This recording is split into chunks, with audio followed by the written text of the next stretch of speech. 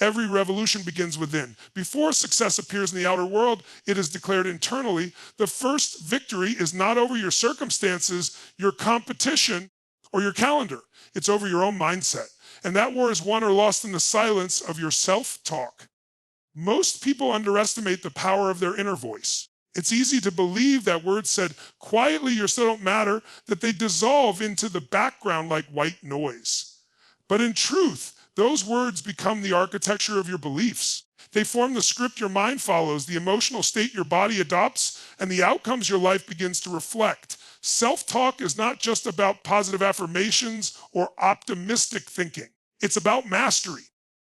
Commanding the narrative inside your own head so it doesn't get hijacked by fear, doubt, or the residue of yesterday's failures. Every morning when you open your eyes, your brain doesn't automatically default to power or precision. It defaults to pattern. And if those patterns are filled with hesitation, self-criticism, or passivity, your day is already on a downhill slide. That's why the first thing you say to yourself matters more than your to-do list, your schedule, or even your morning routine. It is the trigger for your internal state. You are not just waking up your body, you are awakening your mindset. Self-mastery begins when you stop allowing your thoughts to operate on autopilot. When you take the wheel and start directing the conversation happening in your head, everything changes. Instead of waiting for confidence to show up, you declare it. Instead of waiting for clarity to arrive, you generate it. This is what separates people who move through life reacting to circumstances from those who shape them. It's not about being fake or pretending to be someone you're not. It's about reminding yourself of who you really are before the world tries to tell you otherwise.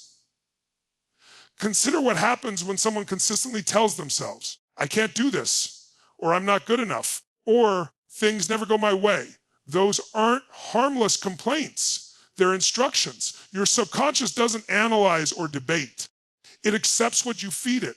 When you say those words, your brain starts to filter reality through that lens. Opportunities look like threats. Challenges seem impossible. Confidence evaporates, replaced by hesitation. But flip this to yourself, I am capable, or I figured things out, or I am built for this, and something shifts. Your physiology changes. Your shoulders rise. Your focus sharpens. You begin to act like the person you're describing. This isn't magic. It's neurology. The reticular activating system in your brain filters stimuli based on what you believe is important. If your self-talk tells it that you are a failure or a victim, that's what it shows you. But if your self-talk insists that you are a leader, a warrior, a force to be reckoned with, your brain starts aligning your perception with that identity. It begins to notice solutions, strength, and evidence that supports that belief. This is why self-talk must be intentional and practiced. You can't leave it to chance. The world is too loud and fear is too persuasive. You must become louder than your excuses, faster than your fears, and more committed than your doubts. Every morning, the first thing you say should be a declaration, not of who you were, not of what's missing, but who you are becoming. You train your mind to speak strength the same way you train your body to lift weight, through repetition, intensity, and consistency. And don't just whisper it. Say it like you mean it. Your words are a command. They tell your nervous system how to feel, your focus where to go, and your energy how to rise. Even when you don't feel powerful, speak power, especially then. Because mastery is not about how you feel in the moment. It's about the standard you hold yourself to regardless of the moment. The words you speak in the morning aren't just motivational quotes. They are psychological anchors. They become the foundation you stand on when the day tries to knock you off balance. Think about elite performers, athletes, leaders, creators. They don't hope for a good day. They engineer it. And that engineering begins with language. Before they step into the arena, they've already won in their mind. Their internal dialogue is fierce, focused, unshakable. That doesn't mean they never have doubt. It means they don't allow doubt to lead. They override it with intentional, empowering language. And over time, that becomes identity. The more you speak the language of power, the more natural it becomes. It stops being something you have to remind yourself of and starts being something you are. Self-mastery starts self-talk because your identity follows your words. You cannot consistently speak defeat and live a victorious life. You cannot repeat limitation and expect liberation. You must speak like the person you intend to become, even if your reality hasn't caught up yet, because it will, but only if you lead with your voice, only if you tell your mind where to go before your fears drag it somewhere else. That voice in your head is either a weapon or a weakness. It either sharpens your focus or dulls your purpose. The choice is yours every morning. Clarity isn't just a nice to have quality. It is a performance multiplier. It is the spark that lights the fire and the fuel that keeps it burning. Without clarity, even the most gifted person will wander. With it, the average individual becomes unstoppable. Clarity gives direction to your energy, focus to your time, and purpose to your actions. Most people are not tired because they are doing too much. They are exhausted because they're doing too little what actually matters. They are busy but not aligned, productive but not effective. And the reason is simple. They don't have clarity. They haven't made a decision about who they are, what they want, and what they're willing to commit to in order to get it.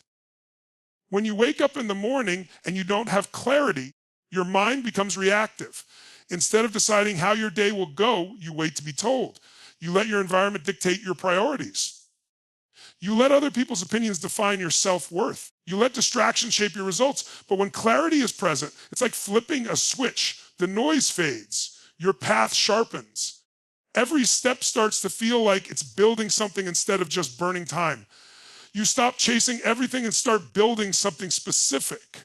That's the difference. Clarity is not just about knowing what to do. It's about knowing what not to do. It's about saying no without guilt, walking away without second guessing, and pursuing your goals without apology.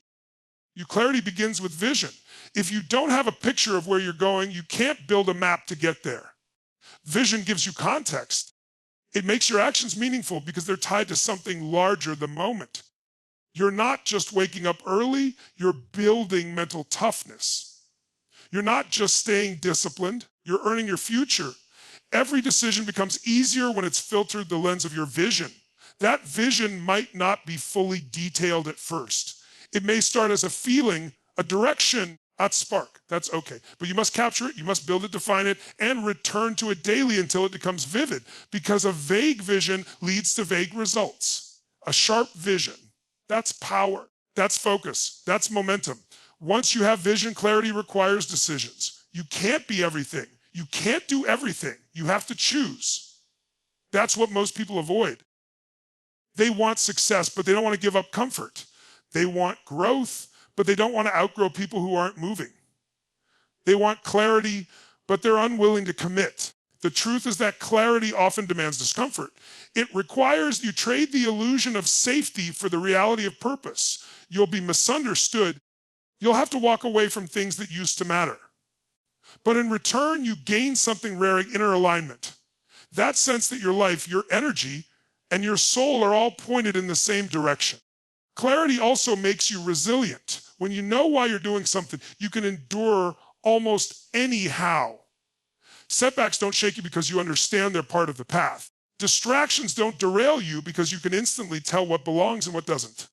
When life throws resistance at you, and it will, clarity acts as a filter. It allows you to distinguish between pain that's necessary for growth and pain that's just noise. You stop quitting at the first sign of difficulty. Instead, you push, adjust, pivot, but you never question the goal. That's what clarity gives you. Not comfort, but conviction. In a world flooded with options, clarity gives you speed. It turns decisions into commitments. It removes the friction of doubt and the drag of overthinking. You don't need to second guess every step when you've already made the decision on the destination. Clarity doesn't mean you won't face uncertainty. It means you've decided how you're going to move through it. You're not passive. You're not waiting for permission. You're not dependent on the right circumstances. You're aligned, and alignment breeds action, but clarity isn't something you find once and forget. It's something you revisit and reinforce daily. The world will constantly try to blur your focus. You will be tempted to drift. You will be pulled by distractions, comparison, urgency, and the opinions of people who do not carry your vision. That's why clarity must be protected. It's not enough to define it once. You must declare it repeatedly. You must remind yourself, write it down, speak it out loud, and build systems that support it. Your environment should reflect your clarity. Your schedule should reflect your clarity. Your habits should reflect your clarity. If they don't, then your vision is still just a wish, not a commitment. True clarity demands that you examine your life with honesty. Where are you spending time that isn't moving you forward? Who are you giving access to that doesn't align with your direction? What habits are quietly subtracting from your momentum? Clarity isn't always comfortable, but it is always freeing. It removes the pressure of trying to be everything for everyone. It simplifies life, not by making it easier, but by making it purposeful. When you have clarity, you walk into each day like a builder. You know what you're constructing, why it matters, and what it takes. Every action becomes a brick in the foundation of the life you've decided to create. You're not just reacting to circumstances, you're responding to a calling. And that calling isn't vague or distant. It's defined. It's specific. It's yours. Success is not owned by the most emotional person in the room. It belongs to the most disciplined. Emotion is fleeting. Discipline is enduring.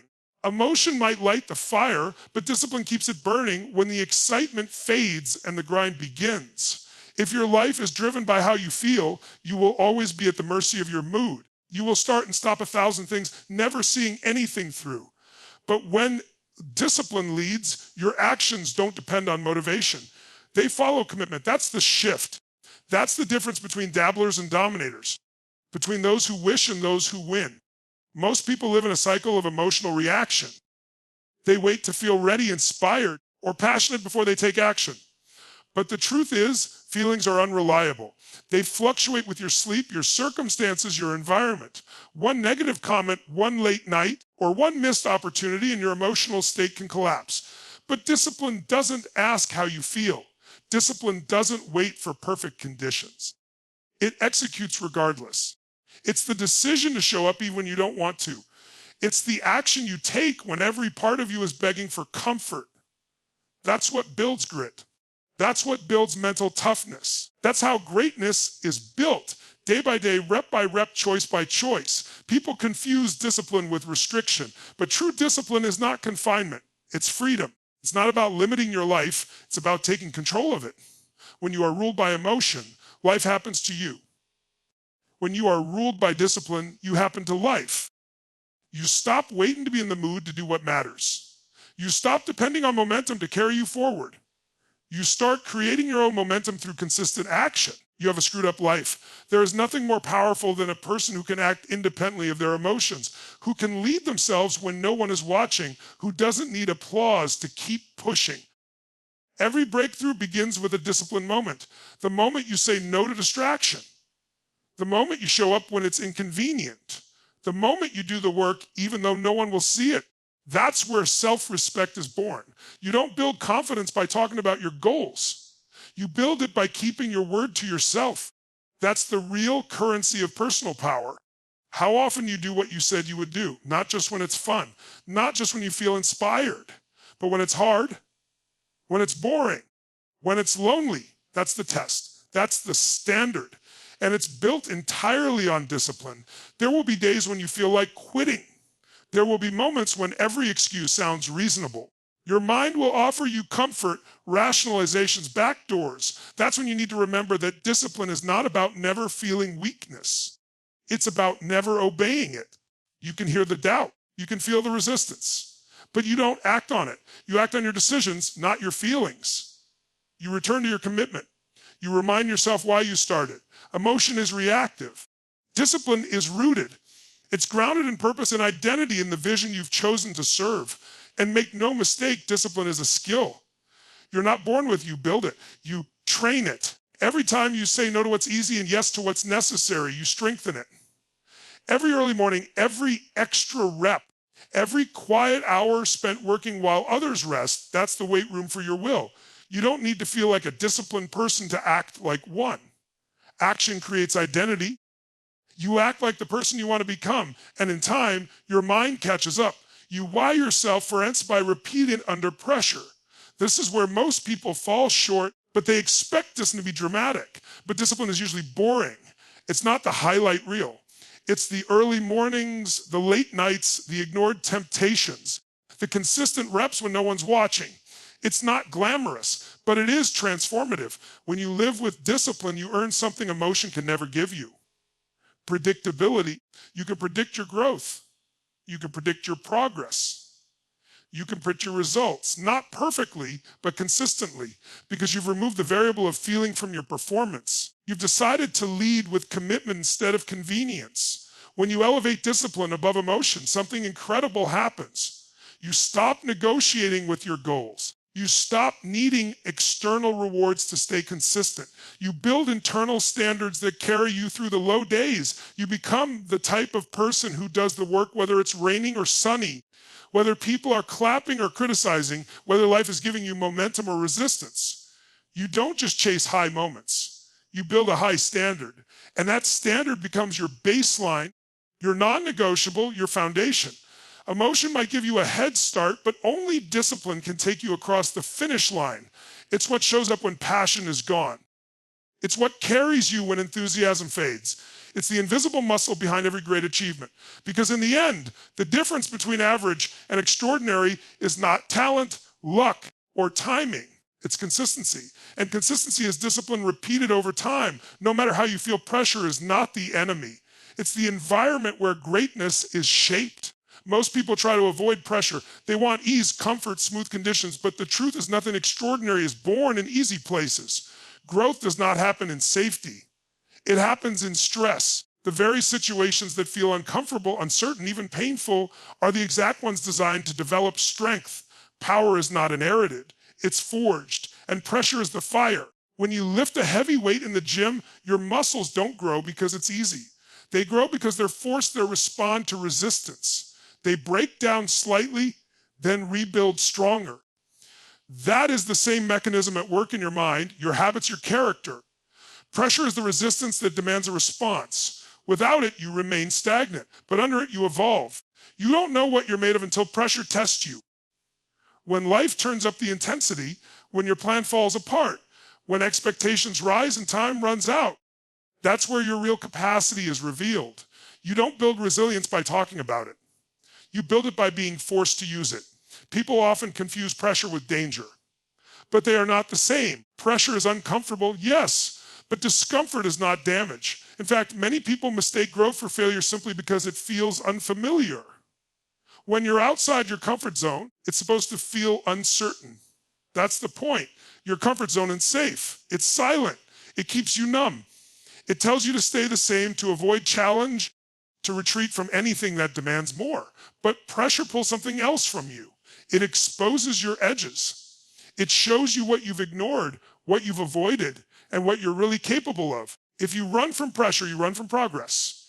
If you hide from stress, you hide from strength. The people who do the impossible, who break limits and redefine what's possible, are not fearless. They are pressure adapted. They have trained themselves to stand in the fire and keep thinking clearly.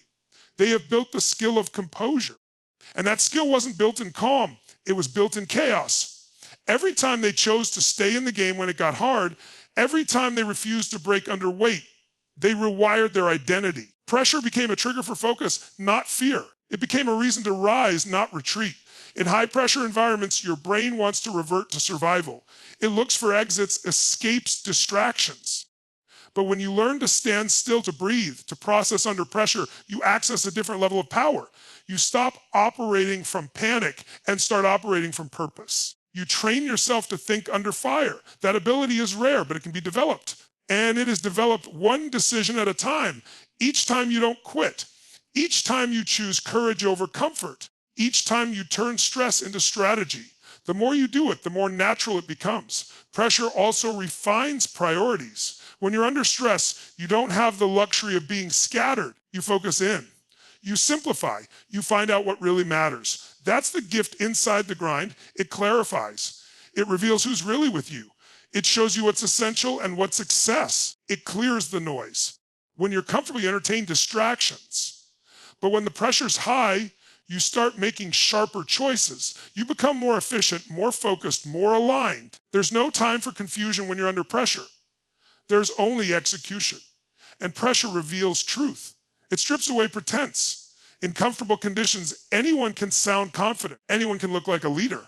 But when pressure hits, when the deadline is real, when the stakes are high, when the crowd is watching, your preparation shows. Your habits surface. You can't fake readiness under pressure.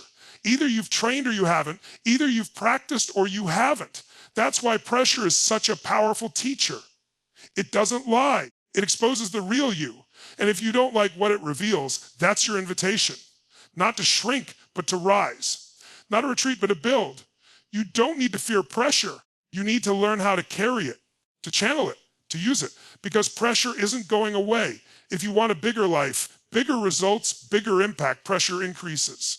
Success is not the absence of pressure, it's the ability to rise through it. That's why pressure isn't something to survive. It's something to embrace. When you feel it, you have a screwed up life. It means you're close to something important. It means you're not coasting. It means you're engaged with something real. It means you're stretching, growing, reaching beyond what you've done before. And that's where transformation lies. Pressure is proof that you're in the game. It's the signal that what you're doing matters, that it requires effort, intensity, focus. It's not a sign to back off.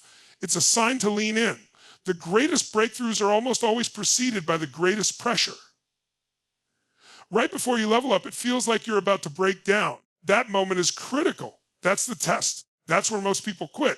But if you stay in, if you breathe, focus, and keep moving, you come out on the other side different, wiser, sharper, stronger, not in spite of the pressure, but because of it, you don't stumble into a powerful life. You design it one day at a time. And every day begins with a decision: will you own it or will it own you?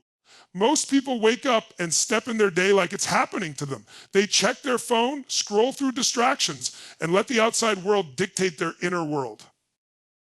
From the first moment, they give away control. They hand over their mindset, their focus, and their time to notifications, opinions, and noise. That's not ownership.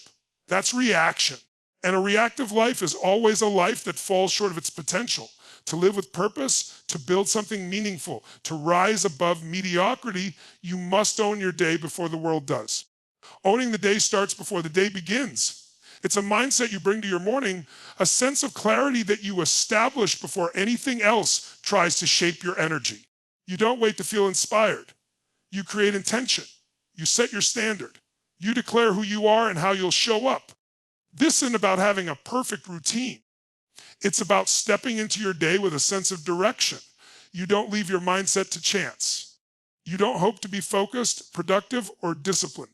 You build the conditions for those things to exist. That is the essence of purpose-driven living, the refusal to drift.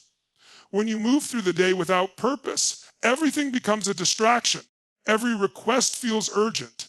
Every challenge feels personal. You get pulled into conversations that don't matter, problems that aren't yours, and habits that drain your momentum. But when your day is owned with purpose, you move differently. You're rushed, you're intentional. You don't chase noise. You filter it. You're not controlled by time. You control how you use it. There's a difference between being busy and being in control. Owning your day is not about doing more. It's about doing what matters with clarity and fire. Purpose isn't some lofty idea. It's practical. It's the force that helps you decide what to say yes to and what to walk away from. When you know your purpose, you don't need to please everyone. You don't need to prove yourself. You become less reactive and more proactive. You take initiative. You start before you're ready. You create your own momentum. Purpose makes you powerful not because it removes challenge, but because it gives something stronger than the challenge to focus on. It becomes your internal compass, helping you navigate uncertainty, pressure, and even fatigue with intention. Every morning you wake up with a choice: will I live by design or by default? Most people choose default. They repeat the same patterns, the same habits, the same excuses. And they wonder why nothing changes. But the people who own their take control from the start. They don't ask what kind of day it will be. They decide. They lead themselves. They step into action before the world demands it. That's not luck or talent. That's a standard, a personal rule that says, I don't coast. I don't drift. I don't waste this day as a piece of my future. Owning your day also means taking responsibility for your energy. You don't let other people's negativity define your mood. You don't allow circumstances to break your focus. Your internal state is your job. That doesn't mean ignoring hard emotions. It means learning to manage them without letting them control you. It means recognizing when your energy is leaking and doing the work to realign. Your energy is your greatest asset. It determines how you think, how you respond, how you perform. Protect it. Build it. Lead it. Purpose-driven people operate with a sense of urgency, not panic. They understand that time is not promised. They don't postpone action waiting for the perfect moment. They don't rely on motivation to move. They are moved by vision. That's why they move early. They move intentionally. They bring intensity not just to big moments, but to small ones, because they know that every single day compounds. Every decision matters. Every habit is either building or breaking the future they've committed to. Owning the day is about honoring the value of now. There will be days when things don't go according to plan. There will be moments when life feels messy, disorganized, uncertain. Owning the day doesn't mean controlling every outcome. It means controlling your attitude, your effort, your focus. It means showing up for your values even when circumstances test them. It means having a clear reason for what you're doing. So when the pressure hits, you don't collapse, you adapt, you don't fall into chaos, you anchor yourself to purpose and push forward. Owning the day is also about how you finish. How you close your day matters just as much as how you start it. Reflection, accountability, recalibration. These are disciplines of those who lead their lives, not just live them. You evaluate what worked, what didn't, and how to grow. You look at the gaps not with shame, but with hunger. Because when you own your day, you don't just go to bed tired. You go to bed fulfilled, knowing that you showed up with focus, fire, and full effort. That's not just productivity. That's presence. That's purpose in action. That's ownership. And it starts the moment you wake up and decide that today isn't random, wasted, or reactive. It's yours. Your life is not shaped by chance. It's shaped by choice. Every morning, you are given the opportunity to speak power into your path, to aim your energy with clarity, to move with unshakable discipline, to grow under pressure, and to own each day with purpose. These aren't just words. They are weapons. Tools to sharpen your mindset, anchor your identity, and forge your future. Say them like you mean them. Live them like they matter, because they do. This is not just how you start your morning.